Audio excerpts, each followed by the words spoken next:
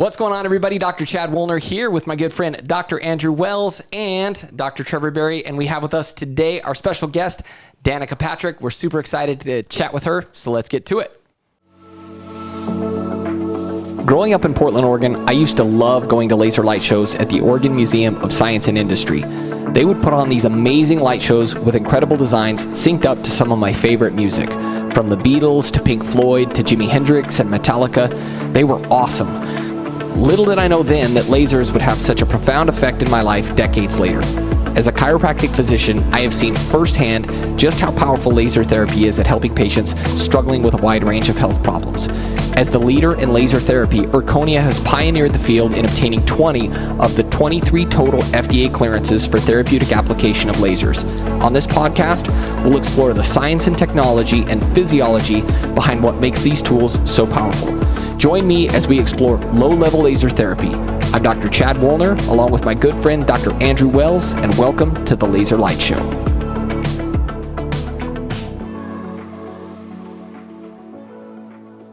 All right, welcome to the show, everybody. We are so excited to be here, and a special welcome to Danica. Thank you so much for taking time out of your schedule to be here with us. Sure. I drove like a race car driver and got here quickly. That's awesome. So let me see if I have this straight, okay?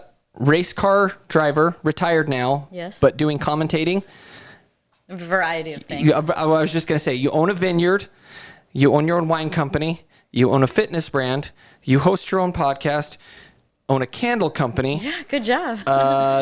And then the broadcasting. Okay. I was just going to say. And then lots of vacations. Yeah, so I was just going to say, what do you do with all your free time, right? Yeah. So yeah. not a whole lot, sounds like. No, I have free time to some degree, but more than anything, it's like I get to choose my life now, where from the time I was 10 years old until 36 when I retired, my schedule was never my own. It was totally just the schedule that the races made, and then also all the sponsors and all those things. So I was always at the mercy of those things. So, I mean, I would take maybe one vacation a year, but now I take one a month. That's awesome. So do you find yourself identifying more as an entrepreneur than like an athlete? I guess now, but I do. I mean, I'm both for sure. Yeah. That's amazing. So that's a ton of fun. So, how did you meet Dr. Trevor Berry in the first place? Well, Penny's here, and how did I meet? So it was through another doc out of California that Penny knew, and so Ryan said, hey, I've got a referral for you for all the integrative neurology stuff, and he made that connection. So it was one of the California doctors. Okay, there you go. And so how long you been working with Dr. Berry? Well, last fall we did like a protocol, which was about 12 sessions in 4 weeks. So that was our time. I don't know. I probably have to come in for a refresher or see if my eyes still track right. And Yep, and she has her own tools now at home that she'll be using as well too. So she's got all of her set up there. So we'll be going over that in great detail. Yeah, I need to know so I don't. Well, I know I can't hurt myself with it. That's the beauty of this device, is that it's very but I need to user-friendly. make sure that I'm using it correctly. Yeah. That's amazing. And how's the experience been so far? It was cool because with that kind of time frame and that many sessions, you really, and with the fact that we did the baseline assessment and then we did another one at the end, you're able to see the improvement. So, and also, just with all the different modalities and things that were done during the sessions, they're all very much testing you at all times, so to see that progress. And probably the most obvious one to me was the gaze stabilization stuff. That probably was the most obvious because I could feel like when we did put the goggles on and then you had the board out with the light and I tracked with my eyes and I could, and you pointed out the wiggle in my eyes, I'm like, oh yeah, I can feel that. Like when I would look at something or I'd have to it was like almost like my eyes were reestablishing. And so I don't even notice that anymore. So, just when he pointed out that, you have something like 120,000 eye movements a day or something like that. And when you have that kind of a wiggle going on, you got like, 400,000 probably, and just the tax on the system that does. So the experience was cool because you could really tell the difference from beginning to end, and those effects have stayed with me. Now, another thing that happened that I thought that I kind of put together when I interviewed you and we talked was that I had a brain scan done by Dr. Amen, and I was sitting there at lunch, and we hadn't seen the scan yet because I had done it in the morning, and we were going to do the interview after lunch. And so I sat down, and I was not able to have coffee before we started. So at this point in time, I really wanted coffee, and so he was handed the brain scan, and I was like, "Can I have coffee?" And he looked at it. He kind of looked at the folder without being able to, for me to see, and he was like, "Yeah, you can have coffee." And so afterwards, he was like, my brain looked like the scan looked like the baseline ideal brain pretty much, like almost the same. And so he's like, yeah, you have a beautiful brain. And so I didn't put it together until I realized that you can regrow your brain with these lasers and sort of create new neural pathways and just fix your brain. That I was like, holy crap, I did that. And I bet that had a total impact on the brain scan, because it's kind of shocking that my brain was that good. Yeah. Like with crashing as much as I have and all the various different things, like you just wouldn't think that it would be that ideal. Yeah, I would say, and again, I literally don't know a lot about the ins and outs in terms of race car driving, but I would imagine that the head and neck takes quite a bit of abuse on a regular basis, even when not crashing. Sure. I mean, it's getting rattled a lot for sure. Yeah. I mean, some of those street courses and stuff are just kind of brutal, you just... Yeah. Yeah. So over time, right? Yeah, you bring up a good point, because a lot of people watching will think like concussions have to be getting knocked out cold, or, like Right. the big one kind of thing. And concussions are just as much about a cumulative effect, Right. multiple mini traumas and activity, even in football and stuff, like getting tackled here is the same, it's no different than with the head impact stuff. So that's a really good point. Yeah. So Explain that. Well, it has to do with mechanisms like the way the brain's floating around in the cerebral spinal fluid. So you can be getting hit here, but it still creates a vector of force in the brain. And so it's not just about head impacts or being blacked out and whatnot. So it's really important that people understand there is a cumulative effect with sports or with other activities like that. Yeah. Well, So thank God for cold lasers. Yeah. That's right. Yeah, no doubt. So I'm just kind of curious if in racing, I imagine you had access to a lot of resources. Was there any, looking at limited knowledge I have about racing, and I got all my knowledge through watching Drive Drive to Survive? Yeah, Netflix show. And I saw some of the drivers doing these like hand-eye coordination movements, like training, because in racing, it's hand-eye coordination and reaction times have to be like, I think that's probably the difference between like podium and not podium in some cases, right? Did you ever have any resources in helping to improve performance at the brain level? Nope. We have no, Formula One's very different. They have hundreds of millions of dollars for each car. I mean, their budget's like 143 million. And that's only new, right? That's because they're trying to cap it, right? And it's not even 143 because they go about it in different ways. So it's always going to be more than that, but that's just what they can control. So that is one factor. And two is just in racing, whether it was IndyCar or NASCAR, there was never coaches. I had one for a little while before I was in IndyCar, but maybe for a year or so, just help out on the track, looking at things, looking at the data, making notes, working with me as a driver. But that's it. Like when I was 20 years old for a year, but there just really aren't coaches in racing.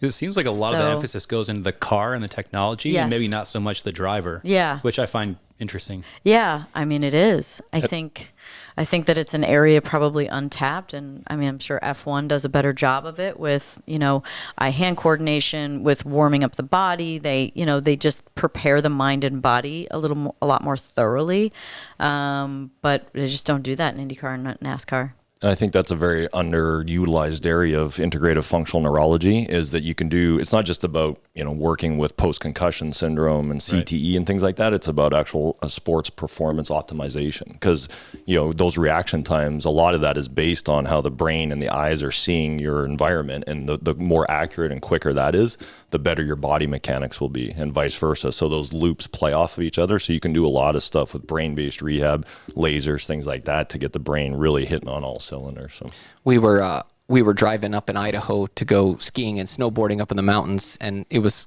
a rather windy road, and Andrew was starting to feel the effects of the windy road, and so Trevor was coaching him in terms of different strategies with his thumb and with eye movement and gazing. Did that help? Not really. No. It may have been more your driving. I was going to say it was too late for that. He was already too late to dumb velocity storage, as they say. His cornering was not very smooth. You had associated a perception to the situation, and your perception's reality. Yeah, that's exactly right. Yeah. Yes. But I find I really would love to see someone like you working with high performance athletes, and I think especially in motor racing, you spend so much energy tweaking these little tiny things on cars that actually make a big difference. And why not affect on a performance level the actual drivers? And it's kind of an interesting side note with Danica. When we first did her eye assessment, for example, most people do better with the horizon or looking down, with accuracy, with speed, things like that. Danica was one of the rare patients that actually looking up, she had better accuracy with her fast eye movements and whatnot. So we were talking about the embankment tracking on NASCAR, when she's always looking, at the next turn and above her. So her upward eye movements were phenomenal, actually arguably better than her downwards one. So we actually worked more to get her downward activity more, precise and accurate. Wow. So, that's interesting. Yeah, that's fascinating. This is a weird question, but I don't know if this would have any effect. So when I'm driving my car, I don't really need sunglasses as long as I put the visor down, because I don't know why my eyes just filter enough light out with that scenario.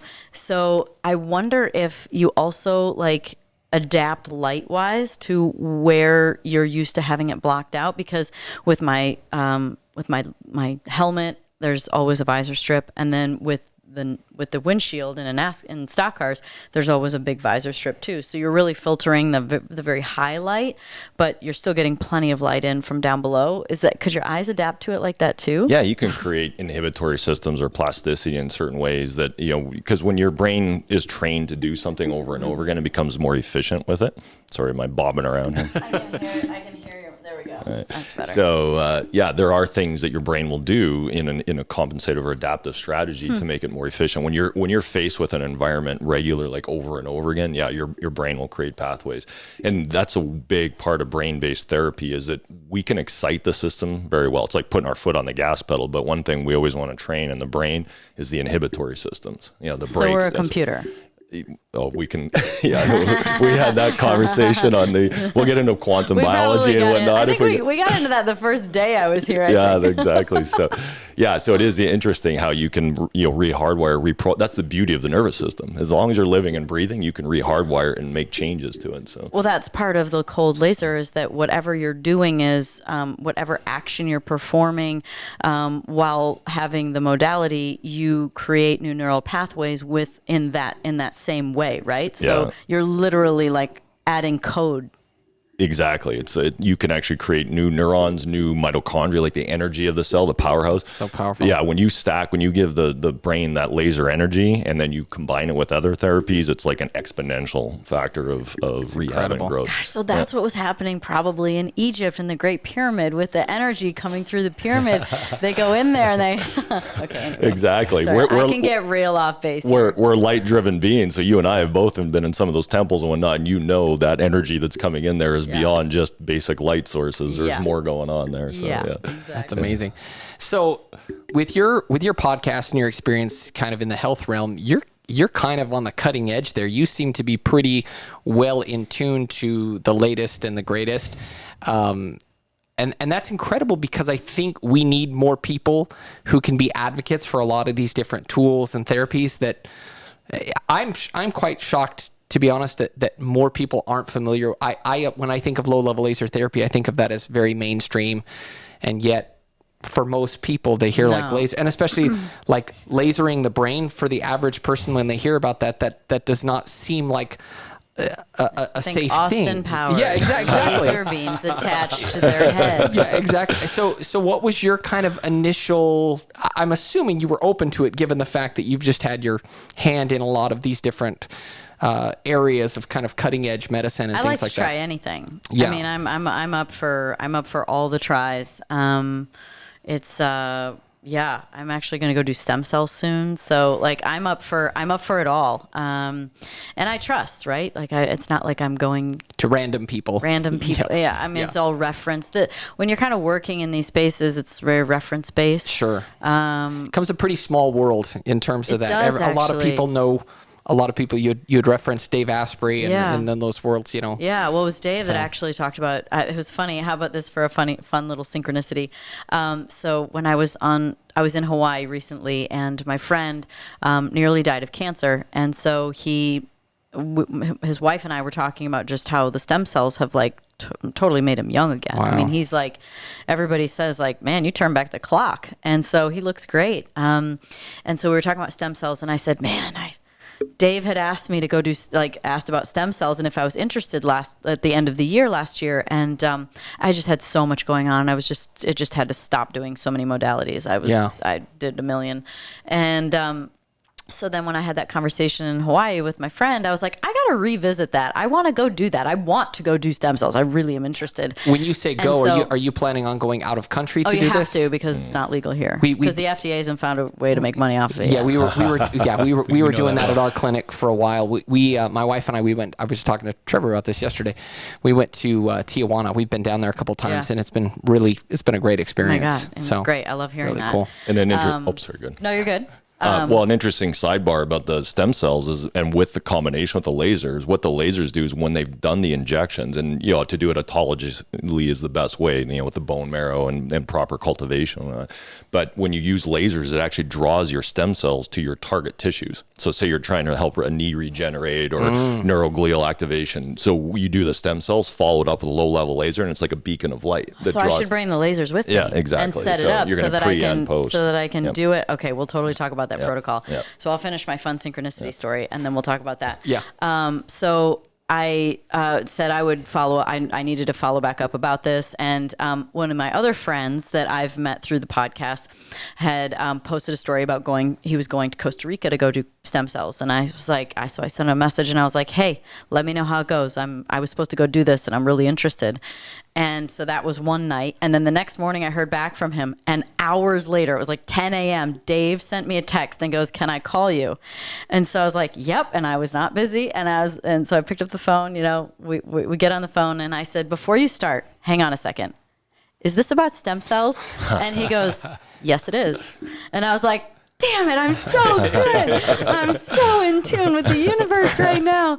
Everything is so in alignment. So anyway, so it was totally about stem cells and about going to do it and this special process that they use blood, and they have 3 kinds of stem cells, and anyway, there's lots of cool things. So now with the lasers, what do I do that would help? Because, my goals are longevity, anti-aging, and then clearing mold and heavy metals are really my goals for it. Yeah, so we'll be working with obviously brain-based stuff for promotion. Like when you look at central nervous system stuff, you're going to do direct brain applications, and then a big one we'll be talking about is that, like we did with you in the office, vagal nerve stimulation is a huge one in this realm. So Okay, and that's not, and then you do that on the stomach area, right? yeah, so both as the vagus nerve runs along here, and we'll show it in the webinar as well too. But as it runs along here, we'll do applications right here and then right over the gut, and it even alters gut microbiome ratios and whatnot. So when you laser over the gut, it actually helps your commensal Can I bacteria. hold it? Because it's only a couple minutes, right? So I can just hold it. I don't need to bring like my Your setup stand? You can bring your whole Okay. stand. Okay. Come traipsing down there. So Okay, yeah. it's like I'm wheeling my, Your my IV IV drip. bag, but it's not. It's my laser.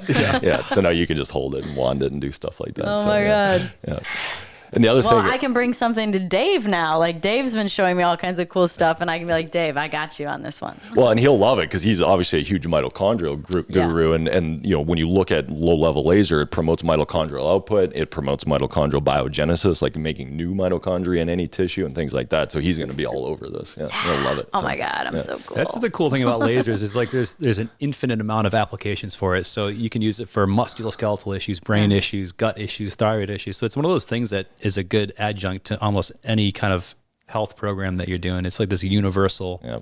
And no matter what kind of healthcare provider, my patients are buying them for their own place. Danica's got her set now, things like that. And there's really only one caveat, and that's the dose and energy. You want to actually have lower dose. That's the big misconception with lasers. All the rhetoric out there is like, well, if low level laser is good, then high power must be better. And that's absolutely not true. Right. That's especially when you're doing brain-based applications, because there's this threshold that you hit in cells, whether it's in the brain or other tissues of the body, that you can actually start doing more harm than good. An extreme example would be like a surgical laser, super high powered, and its job is to like zap or ablate tissue.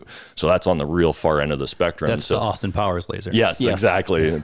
Sharks with lasers. Sharks with lasers, exactly. Yeah. So the threshold number that you want to not exceed is 10 joules per centimeter squared. I know that's absolute Greek for most people watching, but it just means that if you start getting above that, you can actually cause cell damage. You can cause a lot of these higher powered lasers. It can cause thermal injuries, like too much of a heat load. We're not trying to cook the brain. These higher powered lasers have longer wavelengths that are getting into the like microwave range, for example, as you get up to like near infrared is into that spectrum. And that's great if you're heating tissue and whatnot. And you're just like, that's why those lasers actually have their FDA clearance as a heating device. It's a topical heat lamp, basically. Yeah. And that's fine if you want to do that, but we're not trying to cook the brain. We're trying to make sure the brain gets all the benefits of laser without actually overdoing it. So it's almost the same as, like, let's say working out. Like, probably one of the things I've also done for myself that's been far better is less. Yeah, the free radical exercise paradox. I mean, exactly. I mean that's kind of when I talked about my EBU treatments and how my oxidative stress was so much better and my inflammation was so much better. It's because for the last month or so I've worked out only like 3 days a week with real weight training and actually taking rest days. And so it's the same story basically. Exactly. Is that more is not always better. God damn it, Dad, you taught me that. You told me more is better. If a little's good, a lot is better. Right. Yeah, and but it's the same thing with lasers. There's free radicals that form when you exercise, and that can happen also with higher powered lasers. You don't want that excess free radical stress, and so you want to stay in that sweet spot. There is such a thing, to your point, as working out too much that actually causes an exercise paradox. Yeah, I did that. A lot of people for a long time. The term that's been around for I think a long time, but now seems to be resurfacing again and capturing a lot of attention, especially a lot amongst the biohacking community and things like that, is this term of hormesis, right? And what we're talking about is that sweet spot, right? For the longest time, and we've been preaching this to, we train practitioners as well, stress is bad, stress is bad, stress is bad, which we know it is, right? Different types of physical, chemical, emotional stress is bad. But that's only part of the equation, right? I don't know if you mean a hermetic stress, right? Like just basically like a good stress. That's exactly right. When you lift weights or when you high intensity interval training is a good stress. Cold immersion, exactly. These are positive hormetic stresses. So what is the accurate application of hormetic stresses? What do you want to keep it away from, and how often do you want to do it? Where's the exactly that? And that's the beautiful thing about the Zirconia lasers is they've set it up in such a way that you literally can't mess it up. Like you could literally have the laser on 24/7. I mean, not that you would, but you can do upwards of 14 hours on their scanning laser and still be below that threshold. Not that anyone would ever need to treat that long, but that's why I have no issues with people buying them for their house and whatnot. And it gets dismissed as being, well, it's too low of a power. And like, that is not what you read. There's over 12,000 papers on this stuff, and every single one that talks about dose, you can almost take to the bank. It's in that 0.003 to 10 joules per centimeter squared is the sweet spot. So fasting is another good example. It's a very healthy stressor, because basically what your brain's doing is saying, I need to make you smarter so you can go find that carrot. And so fasting is a good way for your brain to make you more efficient for your system. So what's the right application then? What's the right dose of that? I know everyone varies, but there can be general guidelines.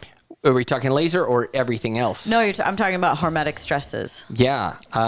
Well, it's a great question, and it varies from person to person, because some patients I can put on, say, a 1-day water fast, and they'll do quite well with it, and then build them up to like a 3-day would be your ideal sweet spot for that. So 3-day water fasting is kind of the ultimate goal of resetting your gut microbiome, helping brain autophagy, like taking out the garbage, so to speak.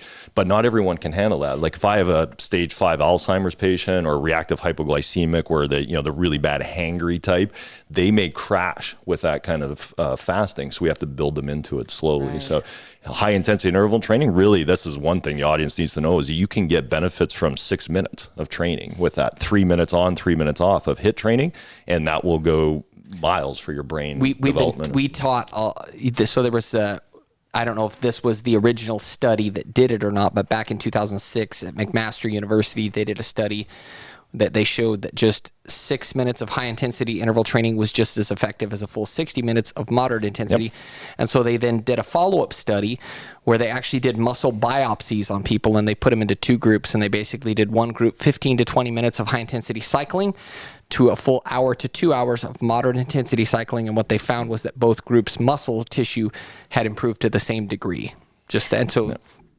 Improved? Yeah. I mean, cardio isn't something that I would consider to be like something that's more of a break down the muscle kind of an action, right? That's how I understand it.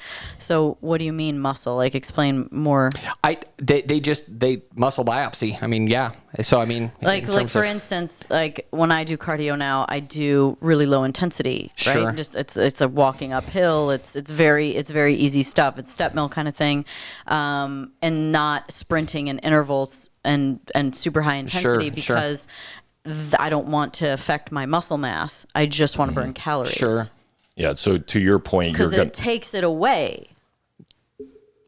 Because the cardio takes the muscle away. Oh, yes, long term. Yeah, exactly. Right? Am I wrong? No, you are correct. Well, so it's still the hormetic principle, right? If you do cardio for too long, then it starts to break down tissue. Right. But you can do cardio like what you're doing at low intensity that your body can handle, and that's we can consider a good stress. But there's always a threshold to that, right? Yeah. Yeah, and it'll build up. What Danica's doing is building up her oxidative, like her energy producing capacity, like that whole Krebs cycle element of it. Whereas high intensity, you're starting to get into the no-fly zone for the sake of your system now trying to create stuff to make up for that. And what you are saying is more protein replication and growth factors that are associated with building blocks from muscle tissue, which is still very important, because a big thing with the aging process is having muscle activation and muscle connection. It's a big predictor of the aging process. If you have good grip strength, for example, is an example of that. So really, grip strength. Yeah, is? that's grip strength. We were at Dr. Jerome Maruka's seminar, and that's what he talked about. The Russians have done all this study on grip strength. Yep. And then the other big one that they did was walking speed. They said if you're a slow walker, like just in general, if normally in life, if you're a slow walker, that's a predictor of I'm also doing really good. I literally get out of the car and take 10 steps, and I'm 10 steps ahead of everyone, and I walk super fast. So yeah, I'm like, look, at the racetrack, I got so much practice walking fast because you walked a lot, and also I would sign autographs for fans the whole time, and the slower I walked, the more there were, and it just takes a lot longer, and so I just walked really fast. Yeah. All right, so grip strength, driving race cars. Basically, be a race car driver, and you're going to live forever. Danica's going to live forever, the trajectory that she's on. I do want to live to 120. I'm totally, my goal is 120. Well, and here's the big thing. I think it needs to be said, and you're very gracious about being an ambassador on social media and whatnot, is that you do things with your health that need to be done. When you look at, especially brain health, there's so many underpinnings to brain inflammation and leaky barriers and immune regulation and all these different things that take out the brain. And so it's not just about putting out the fire by, say, lasering your brain and things like that. That's a big component of it, but you also have to look at the cause of it. You were very vocal, and thankfully so, graciously so, about your explant, with what your breast implants were doing with your immune system. That's just one example.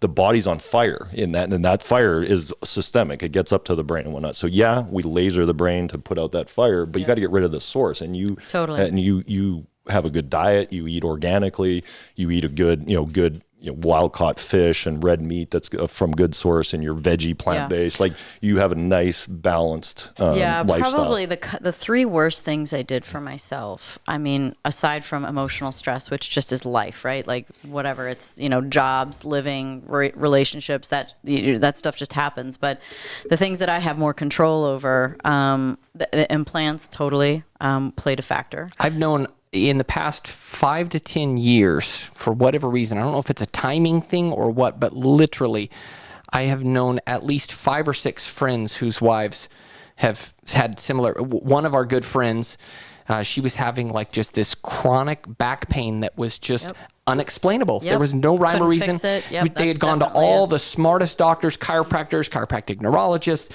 everybody, and no one could figure out what was driving it. And literally she had her breast implants removed, and the next day she's like, it's gone. Like everything was, it was it was like that. It was the wildest thing ever. Did you see the pictures Danica posted on that? Like literally within hours. Yeah, my face changed. Like, and then it kind of went in waves after that, but like within the first couple of hours and the first week, it was like, wow. Like, I had so much lymphatic blockage in my body. Like, it took a long time to finally get it all going, but like my lymph nodes in my neck are finally better, but like they were so bad that you could see them when I was just not moving even. Do you think that these issues have been here all along and it's just now women are cluing into it?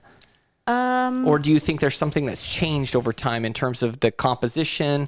Probably, it's probably pretty cumulative. I think a lot of times when things go wrong with the body, it ends up being a storm. There can be trauma, but something like that is more of like an additive thing. So when we look at our food sources, our environment, what kind of things they're spraying in the sky, from planes to EMFs to more injectables for women, right? So now all of a sudden it's not just implants, it's filler, it's Botox, it's all the things. So there's just so many more factors now that the body can only process so much. And so I think it's probably cumulative. It's not easy to just put your finger on it, but also, so silicone implants were also exceeding banned. the hormetic threshold. Exactly. Silicone implants were banned for a while because they weren't safe, and then they were finally brought back onto the market like 2000-ish or something like that. And so so now you're looking at 20 years on from that or so, and my symptoms showed up after a few years. I've seen other stories of women's, they showed up after 17 years, and a lot of times there's quite a bit of variance, and it probably has to do with that cumulative amount and what the body can finally end up putting up with, and also your own pathways within your body. Can you clear things? How good do you detox? How what is your mitochondrial function like? Those things really matter, and so so it depends on the body, but I'd say that's probably why. But so the biggest things were implants were a problem. Overtraining for sure was a big problem. Just doing too much and not being easy on the body, I think was definitely another one. And I can't remember the third one that I came up with, but I'm sure I'll remember at some point. Well, and to your point on the immune system, our immune systems are under attack on so many levels right now. And what we're putting in our foods, what we're spraying our foods with, the barrier systems, we're in big trouble in this country about like leaky gut and leaky brain, not just with, traumatic brain injury will immediately induce barrier system disruption. That's actually one of our testing markers that we look at, is that if you've been concussed, you'll have these brain proteins that leak out, and we use that as a diagnostic tool. Abbott Lab just got a FDA clearance for that.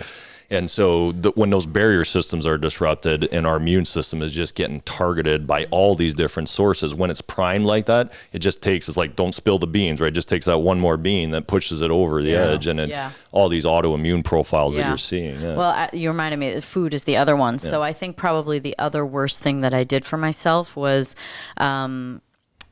lean way out of animal proteins and kind of try vegan, kind of fish only, and I ended up with severe heavy metal toxicity, especially mercury. I mean, you see this with Tony Robbins had it, Mark Hyman had it.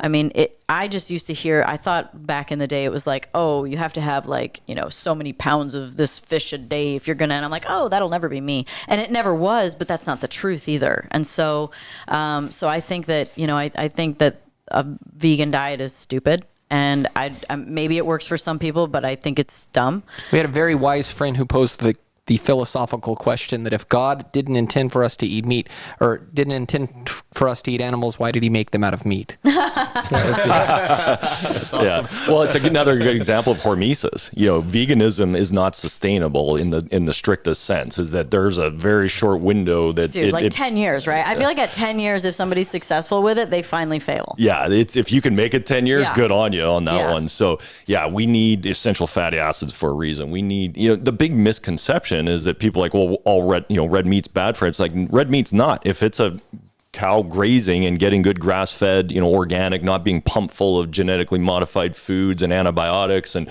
Skittles has a deal going now with that's how they're getting their sugar content in the cows. Well, when we cook that meat up, it's carcinogenic, it's inflammatory, so it's not the cow that's the issue. It's what they're feeding and what they're injecting. Is it like mom's old adage of moderation in all things? Isn't that what mom always said, or something like that? And that's isn't that in essence what hormesis is moderation in all Right, things? and that's kind of what the question was, is like, what is the sort of effective dose for that? Right. It's like, can you stack it on a day that you're doing things? But yes, of course, that's right. It's like, you can't just stack all the hormetic stresses on top of each other because it's a good stress. It's like, eventually it's not. Like, just like, eating 48 ounces of a T-bone is probably not a good idea, right? So, bacon, 48 ounces is good, but T-bone nuts.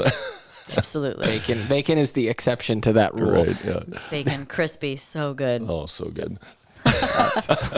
Well, I think Danica touched on something earlier too. I think that needs to be stated is personal stressors and things like that. We're underpinnings of chronic stress, whether it's a bad job, a bad marriage, a bad whatever, is such a major underpinning that you guys do a really good job with your SFM program. That's one of your first pillars, right, that you hit on, is getting stressors out of the body. Yeah. And so I think that has to be addressed as well. Yeah, it's one of those things, and it's interesting as we're having this conversation. You seem really well versed, Danica, in all things health, and so I think if you were to, I needed it. I've needed it, and I still will need it. I'm sure. Yeah, the interesting thing about that is like you didn't go to medical school, you weren't trained as a chiropractor, but you speak like a doctor, which is, and I mean that as a, but sincerely, like you're talking about detox pathways and mitochondrial health. We had the similar conversation with Nikki Reed 2 episodes, or I don't know if it's going to be a couple episodes ago. Yeah. Brilliant. She is phenomenal. She knows her stuff, and she's been, and her journey has been similar, it sounds like, to yours, in the sense that just of necessity, she's had to fix a lot of her own issues. It's like, I mean, I want you to continue on, but I mean, I totally, like, even when it comes to like spiritual people or gurus, like, I don't know why this is always the one I go to, it seems like, but when they fail, don't be mad because they need it. It's like the reason why you get super interested in something is because you need it, right? Like, I mean, the reason why you got into lasers is because your daughters are more at risk for having Alzheimer's. So you're like, I'm going to figure this out. It's out of necessity that gives you the passion and the drive for it. If you don't need it, it's not really going to be something that you'll probably go to the ends of the earth to get all the information about. So yes, unfortunately, that is why I know so much. I'm generally curious, but now I know so much more because I've truly needed it. When Trevor was up in Idaho, we were doing some training up there for a program we're working on, and he had mentioned something about not sleeping well. And of course, my wife has had a really long journey with bad sleep issues for years. And so she was like opening up her little pharmacy to Trevor. It's like the trench coat opened up and there's this whole, I'm like, no. She's like, here, I got you, Trevor. I got you. I know it works. And so she's learned over the years, again, that was part of what took us to Tijuana, was sleep going is down there and such a common symptom. Yeah. Huge. Stress. And I mean, like, to me, like bad sleepers usually got a lot going on up here. Yeah. A lot going on up here. Yeah. So that's like my shaman that said, you got a great mind, Trevor, now quit using it and follow your heart. So. Exactly. It's so true. Yeah, It's so true. We can only pull from what we know up in the mind, but when we feel and we get intuition and we follow that, now we're connected to the entire quantum field of information that holds everything, and that is all the information. That is where you really can. It takes bravery because it doesn't always make sense, but it's far greater information than we can access based on our linear timeline here. I'm a quarter of the way through, and I probably should have read this a long time ago, but a quarter of the way through Joe Dispenza's book, Becoming Superhuman. Yeah. And Yep. I saw him speak. You should go to a course of his. I want to. Yeah, I saw they're him. cool. We're part of JJ Virgin's group Mindshare. If you're familiar with that mastermind group, it's for a lot. You'd really love it. There's a lot of. It's kind of a who's who of health entrepreneurs. Yeah. I think like Dave there's a few Asprey's. different kinds of ones. Like Joe Polish has one here in town. Joe Polish is a part of it. Okay, yeah. So there's a bunch of these kind of mastermind groups. Yeah. So Joe Polish, I think Dave Asprey's a part of it too. I'm almost certain. Anyways, if it's in Scottsdale, it's her group. She's kind of the epicenter of that. But he came and spoke at that. And he is a remarkable person, an incredible person, and a lot of that he talks about, a lot of that whole process. And when you actually start, for me anyways, my initial instinct when you start hearing some of these metaphysical things is to be just a wee bit skeptical of them. Mm-hmm. But when you kind of suspend that judgment, actually listen, especially with somebody like Joe Dispenza, I think he does such a good job of bridging that gap between what people would consider as kind of like woo-woo out there. But then you actually hear how he explains it. It's actually very logical and makes sense. To me, it's not a lot different than the lasers. It's like you can't see it, so it's kind of like that with spirituality. You can't see it, and it's just waiting for things for science to be able to prove. Yes. For us to even have the right question, for us to perform the right test, for us to be able to actually collect data on it. That is to me what spirituality is. It's what science hasn't proven yet, and so the lasers are, I feel like, probably part of that paradox where, what is this? Well, I mean, you can't see it. It's not like when that thing's set up next to my head, I can see it, although there are some, I'm sure that there are colors, but, how do you know that that's going through the body, right? Right. What are the metrics to be able to prove it's true? And that stuff just takes time. So yeah, well, and we hear from doctors all the time, all these miraculous stories that I guarantee you the lasers are being used and doing things that FDA clearances haven't yet said they can or cannot do. Okay, what do you guys think about the FDA? So here's my take. This is what I tell docs all the time. I like brutal honesty. Yeah, I'm going to be totally. This is Chad Woolner's take.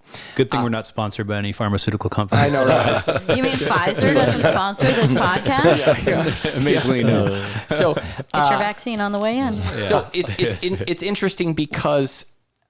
So whenever I do a seminar teaching about Erconia lasers, I talk about how Erconia has 20 of the 24 FDA clearances, 20 whatever. And immediately I let people know, I know how many, if not most people feel about the FDA and that they want to roll their eyes when you hear FDA. And I tell them, I don't want you to miss the point, because when we're touting that of 21 clearances for the FDA, it's not that we're paying homage to the FDA. Oh, FDA, you're so wonderful. Or paying the FDA. Right. The point is what it took to get those clearances represents something significant. Yeah. It means that they went through and really put their ducks in a row and were more than thorough to show sufficient evidence. And so kudos to Erconia, because they want to do it right. They want to make sure that they're very thorough, that they're not doing, that they're setting things up right. And so they want the clearances so it's accessible. Correct. Right. And so my take is personally Chad Woolner, and this is not Erconia speaking here. So just full disclaimer. Not a fan of the FDA. When you know just the inherent corruption that's there with everything. It's been displayed anybody who can't see that over the past 3 years has their head in the sand. Yep. And so I think there's an incredible amount of corruption. A good example I would love to hear your opinion, Trevor. Well, look at Aduhelm, for example. Yes, when you had the FDA committee that was overseeing the approval of brain-based, Alzheimer's drugs and whatnot. 3 of the top people of that committee quit when the FDA was trying to push that through, because they said this is one of the worst drug approvals in U.S. history. And so you've got people even within the organization that know better, that they are trying to be objective with their measures and limitations, saying, no, this should not be approved. There's too many side effects. There's a health risk. It hasn't been proven in different clinical trials.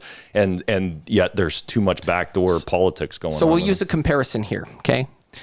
When a plane crashes, okay, there's a different body that investigates the crash, separate and distinct from the body that approved the plane to be quote unquote flight worthy. Why do you think that is? Why do you think that those two bodies are kept separate? I don't know. to avoid the potential of corruption, right? If the person who approved the plane, Sure. and then all of a sudden it yes. crashes, and so the same people who approved it are like, everything Yeah. was good, right? Yeah. Not so with the FDA. The same people who approve are the same people who then investigate. Same group, right? Why wouldn't it be the same? Why enough wouldn't you checks think? and balances Yeah, there. that's exactly right. And I think it's like last I checked, and again, don't quote me on this. You can look it up. But I think some 60% of the FDA's revenue comes directly from fees paid directly from pharmaceutical companies for their shit. studies. So, yeah, right, exactly. And the CDC's in a similar boat. You look at Right. what they have invested in, say, patents for vaccines, for example. Like, wait a minute, this is supposed to be a governing body that's independent, and so it's really unfortunate what's happening with the financial things behind the scenes on that. If you're just like mildly aware of that business enterprise, it's really clear what's happening. Yeah. It's clear. Follow the money. Yeah, Yes, exactly. It's so I had I was in Boston right when the pandemic started, and I went to dinner in like, it was either Harvard or MIT, like right downtown in the middle of the campus, and I'm walking downtown and everyone's packing up and leaving. It was right when the pandemic started. Students are going home.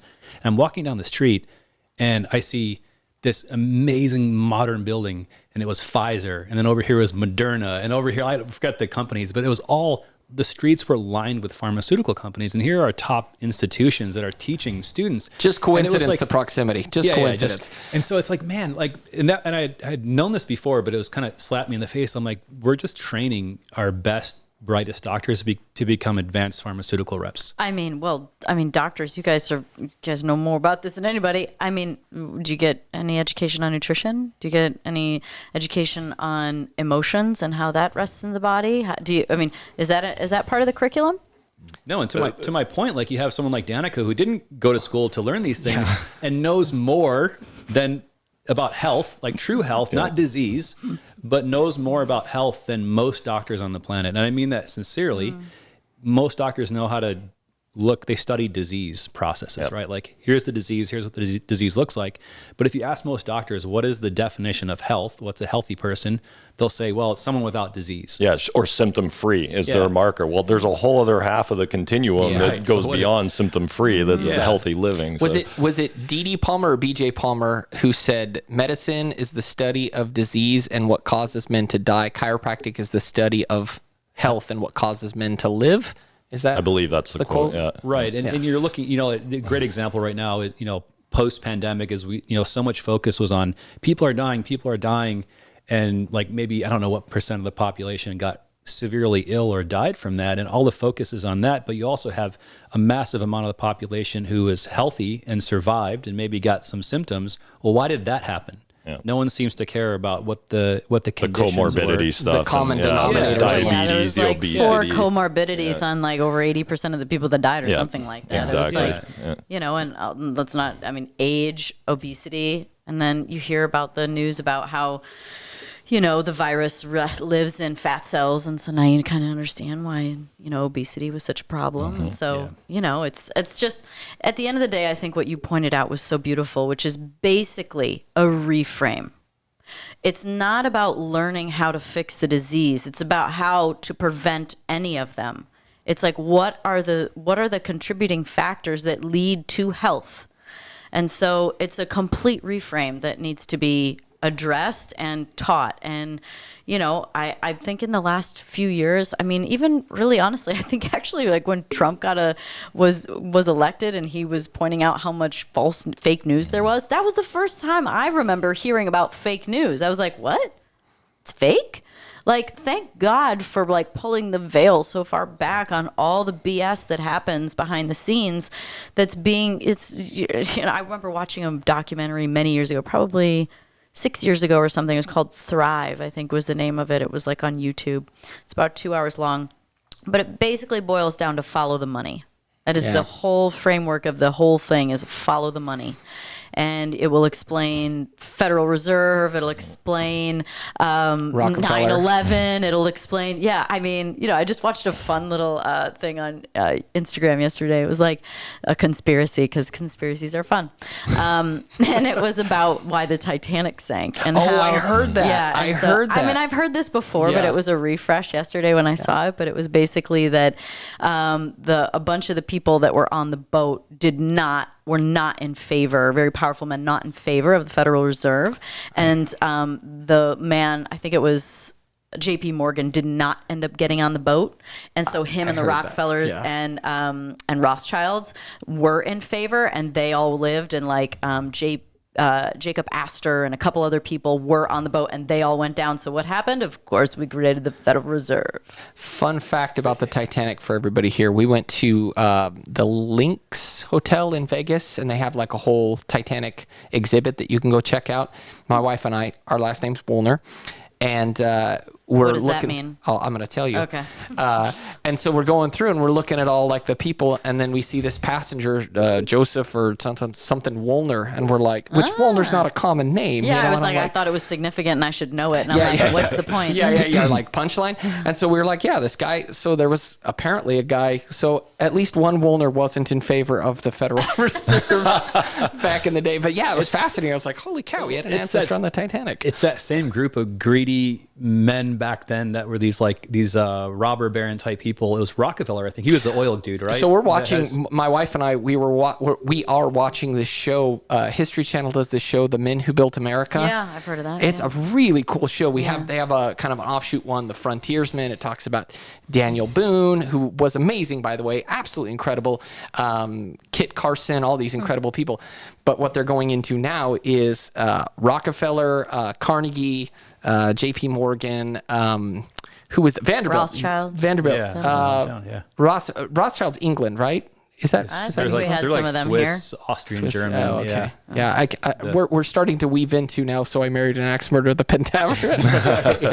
The Queen, the Rothschilds, the Gettys. But it was Rothschild. It was one of those guys, the oil guy. Rockefeller? Yeah, Rockefeller. Rockefeller, He was the guy apparently. Who wove the oil into medicine. Yeah, so he wanted to find other uses for petroleum products. And so what he did was he bought up a lot of the medical schools back then who at the time were using like herbal remedies. And they were like the doctor, very smart docs who were using plant-based medicine and nutrition and things like that for their patients. And so he said, well, we can use this oil. We got all this excess petroleum. And so that was like, to kind of loop in my story of, walking down, future pace, walking down the aisles of Harvard and seeing these pharmaceutical companies. It started with him as using like eliminating competition in medicine and consolidating it to use more petroleum-based products. So the price could go down, so he could drop the price to make it, or why would it eliminate the more natural herbal remedies by being? I'm guessing cheaper is probably cost, and or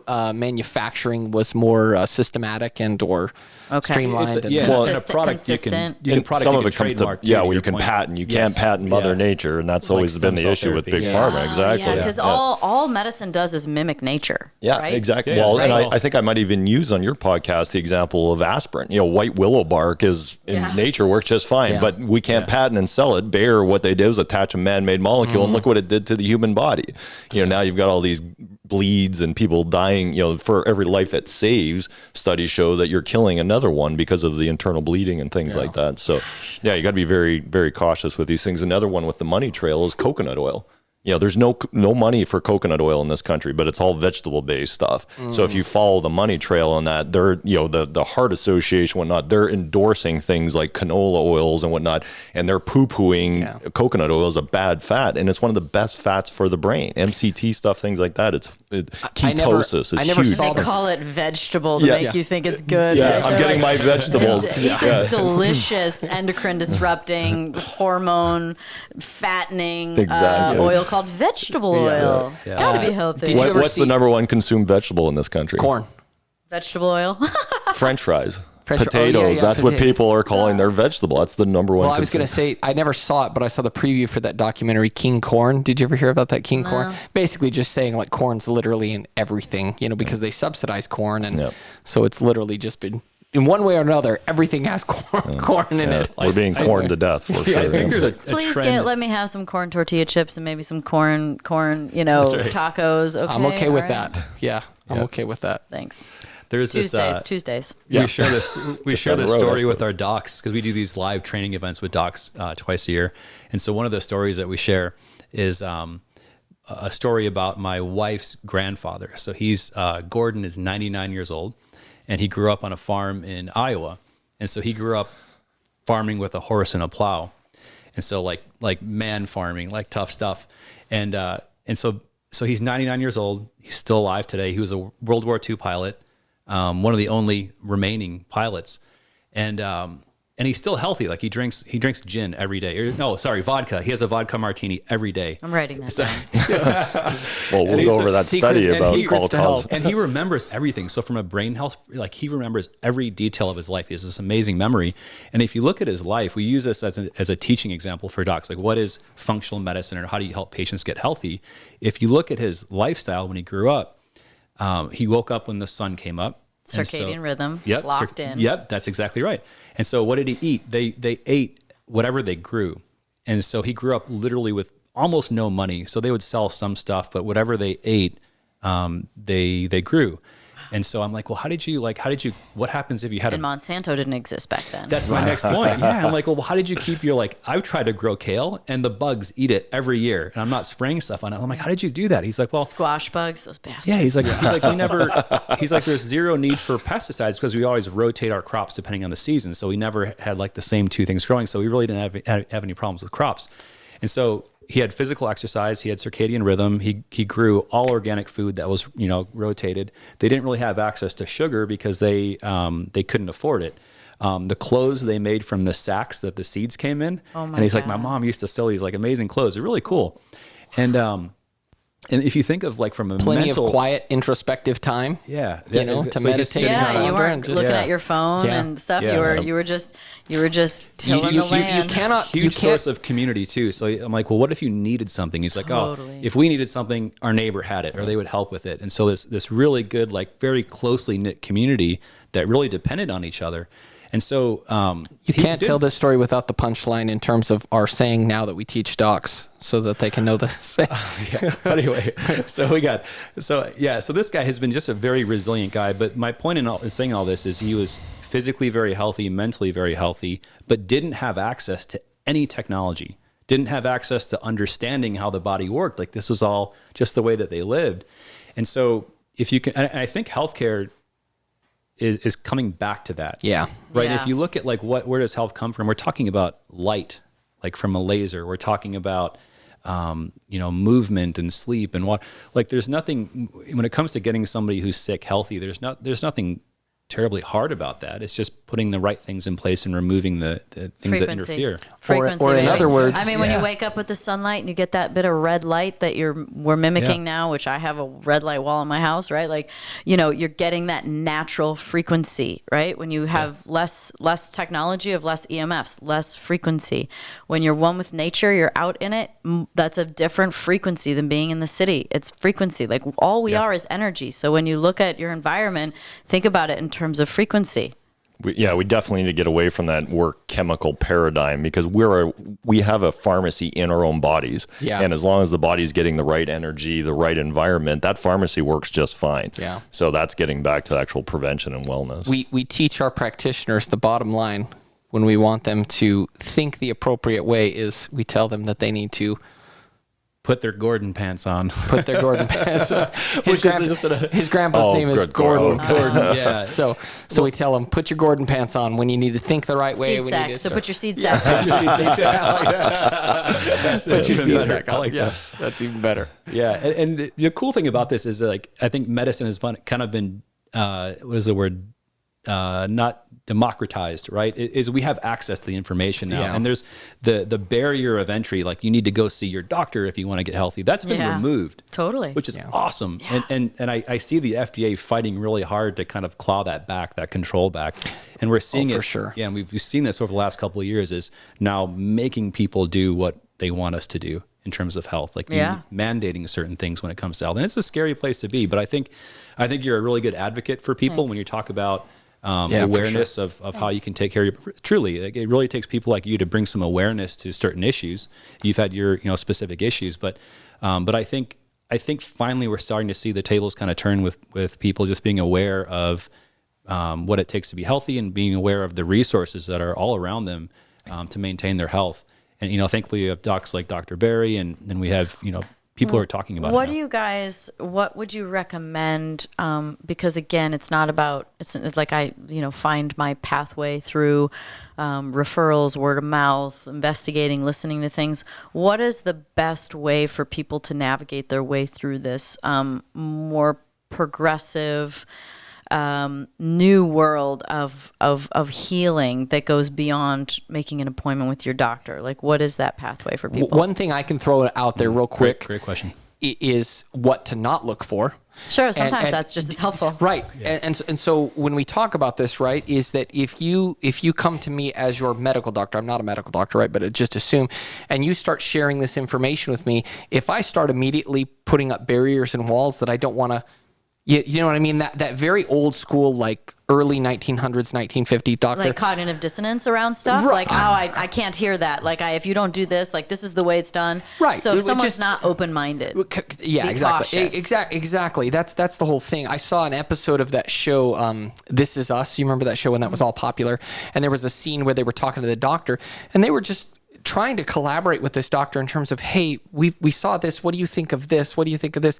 And he shuts them down immediately. He's like, hey, how about we just let me be the doctor? Like a total douche, And I'm like, that's not the doctor you want to be talking with. You want somebody who's going to actually listen and hear and validate, especially like one of the things pediatricians with mothers, right? If they're dismissive of the mother's intuition, that's not the right doc. Definitely. So be and I would say in general, and I hope this doesn't come across sexist in any way, if anything complimentary, women I think tend to be a little bit more intuitive than men. I think a lot of times in terms of health and personal health and family health, I think it's just kind of a nature thing. Men are like mentally use your mind more, and women are more intuition, and we need both, right? Because men help like build things. Right? And that's fantastic.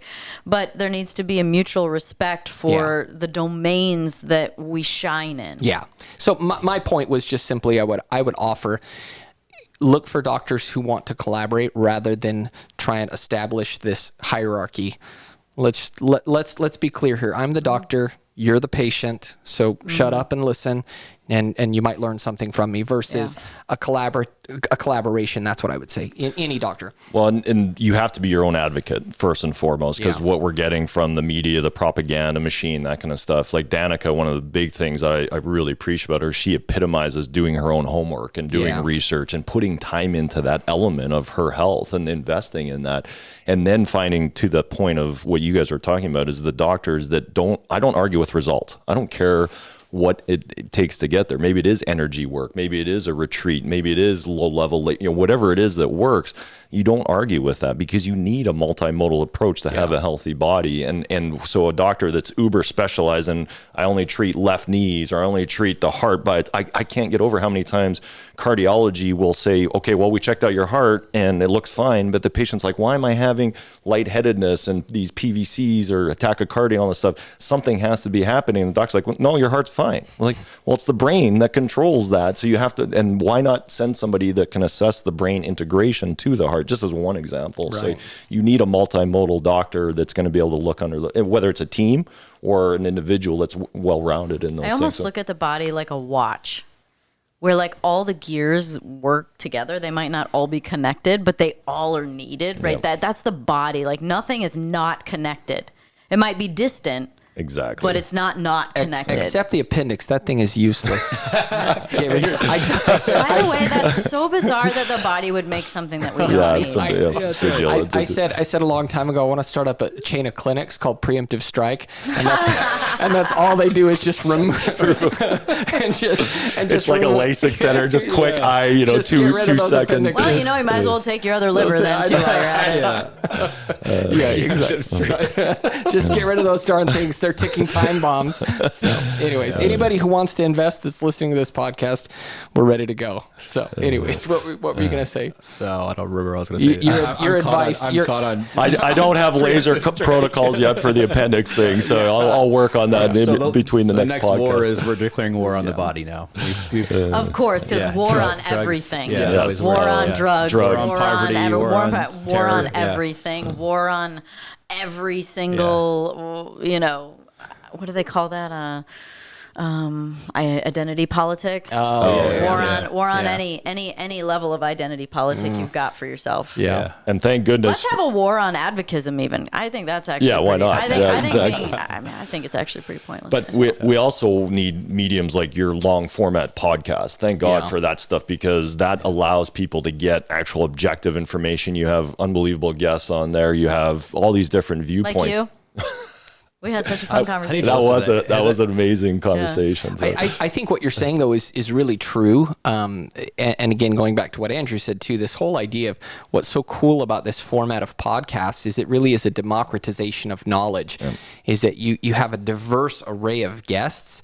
And so what that allows a lot of people to do is really tap into I mean, it's almost like having your own little mastermind in your pocket. Totally. You know what I mean? It's really powerful. Yeah. And I just, I look forward to the day that you don't hear any more about people having their platforms taken away and things like that. Thank God for guys like Joe Rogan who have a big enough microphone that he can stay out there, right? Yeah. And I mean, we appreciate that on both sides. I'm not one. I'm like, I just think everybody deserves the chance, right? For whatever that is. The thing that we've said all along in terms of that is, when in history has the side that's been in favor of censorship been the good guys?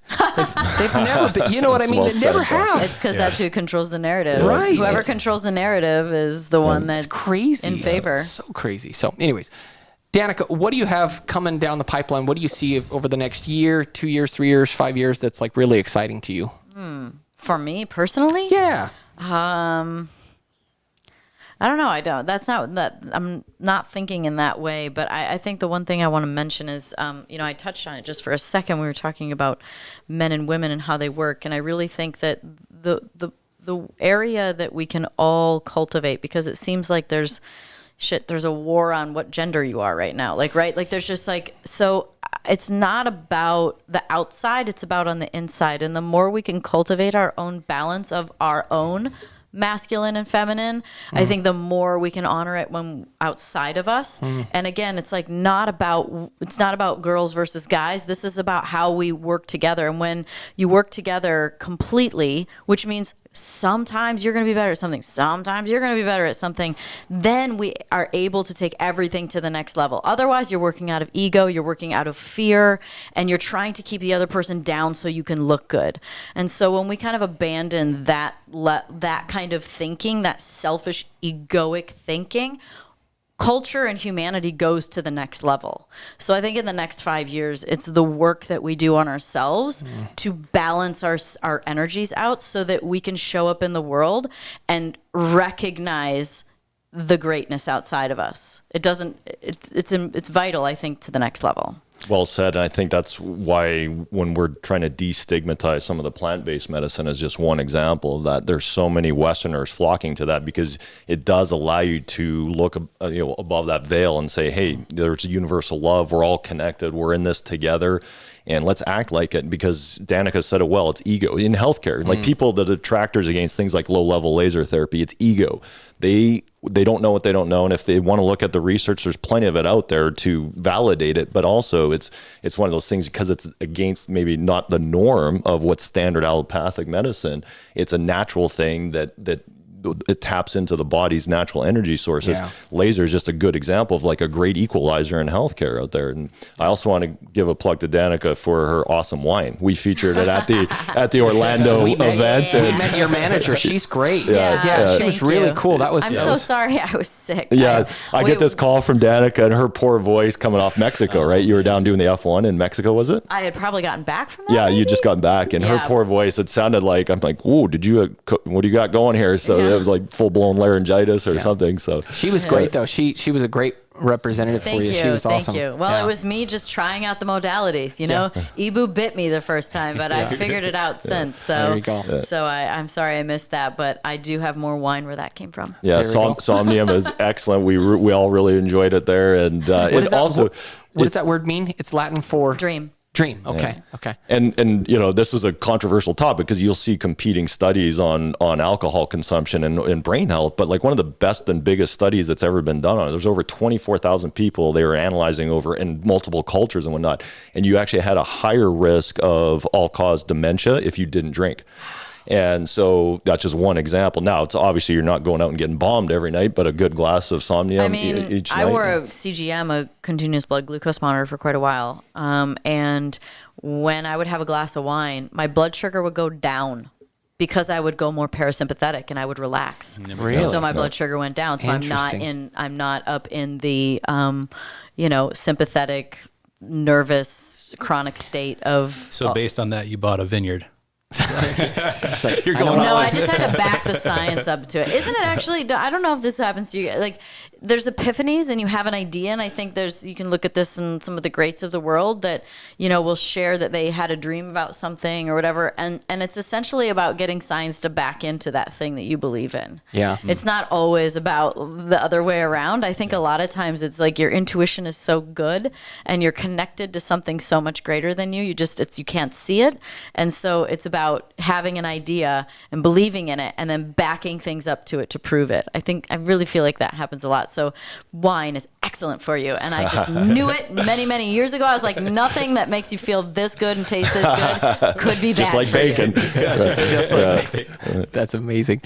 Well, Danica, we appreciate you taking time out of your schedule to be here with us. This has been really, really a fun conversation. Thank you guys for your honesty. Yeah, we try. So, but yeah, it's been great. We've covered a lot of ground. Any final thoughts, Dr. Berry, Dr. Wells? Well, I think, just taking Danica's case as a great example for the audience watching is that, you can own your health. You don't have to be a victim. You can get ahead of it. You can do things and find resources to get better. Low-level laser, their Konya product is so good for checking off so many boxes for all the different types of healthcare providers. It doesn't matter if you're into sports medicine, brain-based stuff, immunology. It is, I call it the Jedi lightsaber of healthcare because it really has so many versatile uses and it's right in the sweet spot of the safe zone as well too. So I don't know if you want to add anything to your health journey, but I think it's an amazing one. Well, I think to be curious, do your own homework and I think that's just all it, I'd love for the paradigm to be reset from youth. Like, I think school needs a whole revamp, and part of school should be everything from how to manifest and energy in the body to, what health looks like as opposed to disease, like cures, right? You don't want to get that far, right? No. You don't want to have to get cancer and then fix it. You want to figure out how to avoid all of it. And so, I just think doing your own homework is important. And in that process, something that for me, especially especially with the breast implants, watching the stories about, women sharing about that, it something resonates. Like all of a sudden someone tells a story and I'd be like, oh my God, that's me. And you just feel it in your body and you just knew it. You had a knowing. And so to not abandon that part of you that doesn't always make sense and there's not a lot of proof, but it's an intuition. And so do your own homework and trust your intuition. Fantastic. Yeah. It's obvious as to why you've had the success that you've had in life, and moving forward, I'm confident you're going to have a lot more. So thanks. Yeah. Thank you so much for being a guest. We really appreciate it. And this is a great conversation. I know the audience will really appreciate it too. Yeah. Very good.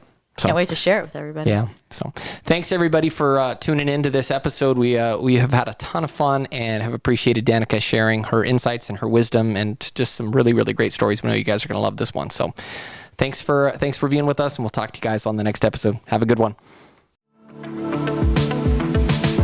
Thanks for listening to the Laser Light Show. Be sure to subscribe and give us a review. If you're interested in learning more about Erconia lasers, just head on over to erconia.com. There you'll find a ton of useful resources, including research, news, and links to upcoming live events, as well as Urconia's e-community, where you can access for free additional resources, including advanced training and business tools. Again, thanks for listening, and we will catch you on the next episode.